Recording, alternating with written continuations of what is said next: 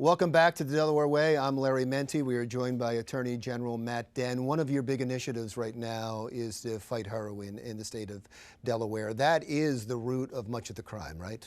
Drugs generally, and heroin has certainly been the one that we've seen increasing the fastest. And what would you like to see happen?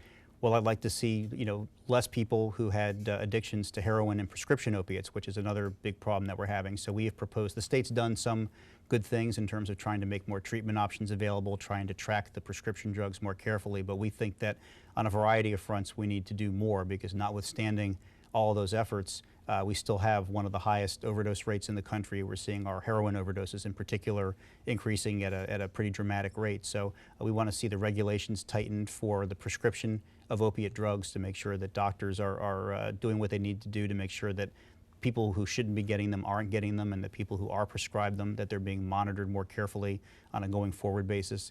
We want to see there to be independent reviews of cases where we have prescription opiate or heroin overdoses by medical professionals, treatment and law enforcement folks, so that we can figure out why did this happen, and if there are structural things that we can be doing to try to prevent these things from happening in the future. There's really no substitute for actually looking at the actual cases to figure out what might have gone wrong with the system.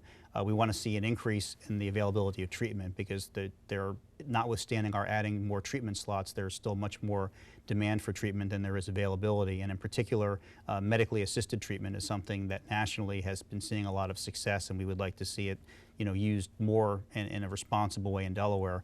And then finally, we would like to see all of our first responders, in particular our police agencies, carrying naloxone, which is a drug that can be used to resuscitate heroin and prescription opiate overdose victims. And it's a substance that's been very, very helpful, very successful with the agencies that are carrying it.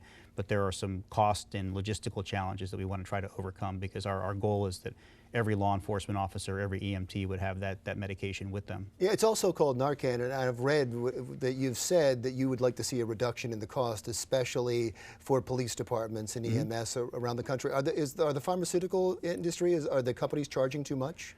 Well, we think so. And we've been in discussions with the manufacturer of Narcan, which is one brand name for it, and the one that most of the Delaware law enforcement agencies have been purchasing to try to get a rebate for them.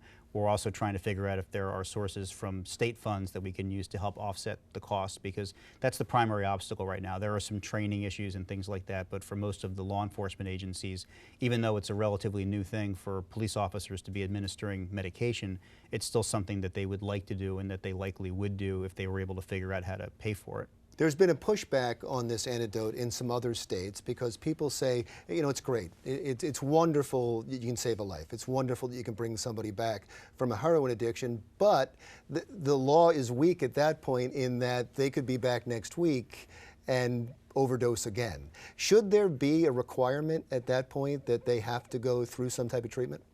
I think we don't want to put a police officer in a situation, this comes up when a police officer shows up at the door and someone is literally in the middle of an overdose episode in front of them, and we don't want to put a law enforcement officer in a position where there are hoops that they have to jump through before deciding whether or not to save someone's life. I think that there are legitimate concerns about this being a substitute for adequate treatment, and that's why we mention it as part of a list of other things that we think that we need to do. But I don't think we want to overcomplicate the snap judgment that a law enforcement officer or an EMT has to make at the scene of an incident about whether they ought to resuscitate someone. If they can save a life, they should.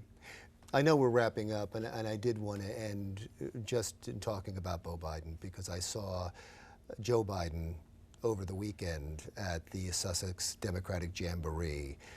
And I was struck by the fact that I think that he aged so much over the last few months. I can imagine the physical and the emotional impact that losing a child has.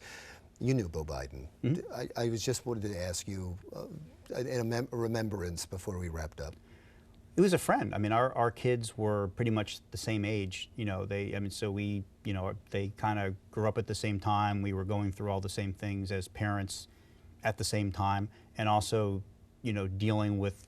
It was more complicated for him because he was the vice president's son, right. But trying to figure out how to deal with all the pressures that being involved in, electoral politics puts on your ability to do what you ought to be doing at home. So most of the conversations that we had to do with those types of personal things. But it's very I mean, it's hard to sort of put into words how sad it is, and it's also, you know, very grounding and sobering, you know, seeing how in the end what was clearly so much more important to him than anything else was his family. It give you renewed appreciation for how important it is to make sure that you're taking care of your own family like he did his. Right, and you never know what's in your future. Right. Thank you so much. Thank you. I really appreciate the time. My pleasure.